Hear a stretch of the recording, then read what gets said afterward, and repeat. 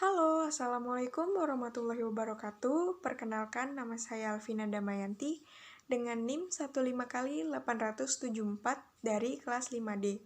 Di sini, saya ingin menjelaskan sedikit materi untuk memenuhi ujian akhir semester mata kuliah perbandingan hukum pidana yang diampu oleh Bapak Alit Prakarsa, SHMH. Materi yang ingin saya bacakan yaitu tentang tujuan pidana di berbagai KUHP asing. Negara yang pertama yaitu Armenia. Membedakan antara tujuan hukum pidana KUHP dengan tujuan pidana. Tujuan Criminal Code pasal 2 melindungi hak-hak dan kebebasan manusia dan penduduk. Hak-hak badan hukum, harta kekayaan, lingkungan, tatanan masyarakat dan keamanan masyarakat atau publik, tatanan konstitusi dari pelanggaran atau gangguan jahat, dan mencegah kejahatan. Tujuan dalam bab 9 pasal 48 ada 3.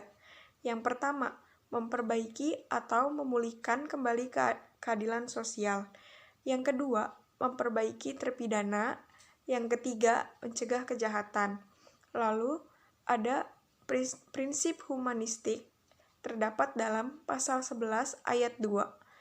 Tidak seorang pun dapat dikenakan pidana dan tindakan yang bersifat penyiksaan, kejam, tidak manusiawi, atau yang menghina atau mempermalukan. Negara yang kedua itu ada Belarus. Tujuan hukum pidana KUHP dalam artikel 1 yang pertama, melindungi kehidupan, kesehatan, hak-hak, dan kebebasan manusia. Yang kedua, ada masyarakat, negara, dan kepentingan publik. Yang ketiga, ada harta milik, lingkungan, dan hukum yang ada. Fungsi hukum pidana artikel 1 itu ada 2. Yang pertama, pencegah kejahatan. Yang kedua, mendidik kesadaran hukum warga masyarakat. Tujuan pidana dalam artikel 20. Yang pertama itu ada pidana tidak hanya semata-mata merupakan penghukuman untuk tindak pidana yang dilakukan, tetapi bertujuan untuk, yang pertama, memperbaiki dan mendidik di terhukum, dan mencegah diulanginya lagi kejahatan oleh si pelaku dan orang lain. Yang kedua, ada pidana tidak ditujukan untuk menyebabkan penderitaan fisik dan merendahkan martabat kemanusiaan. Negara yang ketiga yaitu ada Bulgaria. Tujuan pidana dalam pasal 36 ayat 1 yang pertama, memperbaiki dan mendidik kembali terpidana untuk mematuhi undang-undang dan hukum dari masyarakat sosialis. Yang kedua, peringatan keras kepadanya dan mencabut kemungkinan dia untuk melakukan kejahatan lainnya. Dan yang ketiga, menimbulkan pengaruh, mendidik, dan memperingatkan kepada anggota masyarakat lainnya. Pasal 36 ayat 2. Pidana tidak boleh bertujuan untuk menyebabkan penderitaan fisik atau menghancurkan martabat manusia. Dalam pasal 36 ayat 2 di atas, mirip dengan pasal 52 Rumania. Negara yang keempat itu ada Latvia. Tujuan pidananya terdapat dalam pasal 35. Yang pertama, untuk menghukum si pelaku tindak pidana. Yang kedua, agar terpidana dan orang lain mematuhi hukum dan menahan diri dari melakukan tindak pidana. Negara yang kelima, Macedonia. Tujuan pidana terdapat dalam pasal 32. Di samping merupakan perwujudan keadilan, tujuan pidana adalah mencegah pelaku melakukan kejahatan dan memperbaikinya. Pengaruh mendidik terhadap orang lain agar tidak melakukan kejahatan. Pasal 32 mirip dengan pasal 33 Yugoslavia. Negara selanjutnya yaitu Romania. Tujuan hukum pidana dirumuskan dalam pasal 1, artikel 1. Criminal law protect Romania state sovereignty, independence, unity, and indivisibility, the individual and his right and liberties, property, as well as rules of law against crimes. Selanjutnya yaitu Rumania. Pasal 52 yang pertama, pidana merupakan tindakan paksaan dan sarana mendidik kembali terpidana. Yang kedua, tujuan pidana untuk mencegah dilakukan kejahatan lain. Yang ketiga, tujuan pelaksanaan atau eksekusi pidana adalah untuk membangun sikap yang patut terhadap kerja, aturan perundang-undangan, dan aturan hidup bersama atau bermasyarakat.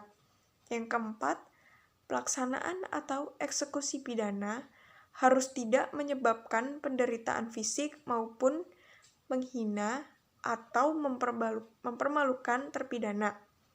Catatan, nomor 4 di atas mirip dengan pasal 36 ayat 2 Bulgaria.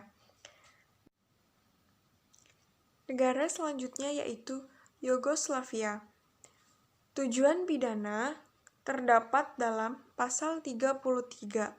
Yang pertama, mencegah pembuat melakukan tindak pidana dan untuk rehabilitasi.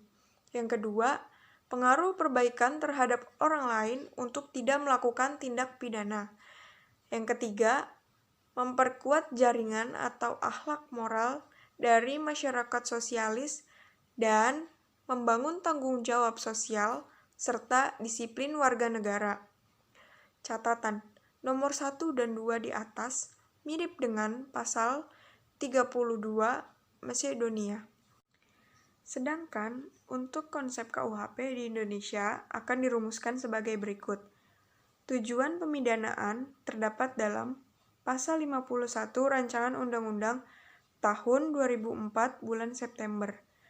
Yang pertama, pemidanaan bertujuan huruf A, mencegah dilakukannya tindak pidana dengan menegakkan norma hukum demi pengayoman masyarakat. Huruf B, memasyarakatkan terpidana dengan mengadakan pembinaan sehingga menjadi orang yang baik dan berguna. Huruf C, menyelesaikan konflik yang ditimbulkan oleh tindak pidana, memulihkan keseimbangan, dan mendatangkan rasa damai dalam masyarakat. Huruf D, membebaskan rasa bersalah pada terpidana. Dan nomor 2, pemidanaan tidak dimaksudkan untuk menderitakan dan merendahkan martabat manusia. Catatan, di dalam pasal 54 Rancangan Undang-Undang tahun 2005 bulan September ditambahkan pada ayat 1 huruf E, memaafkan terpidana, namun tidak disetujui karena adanya kekeliruan.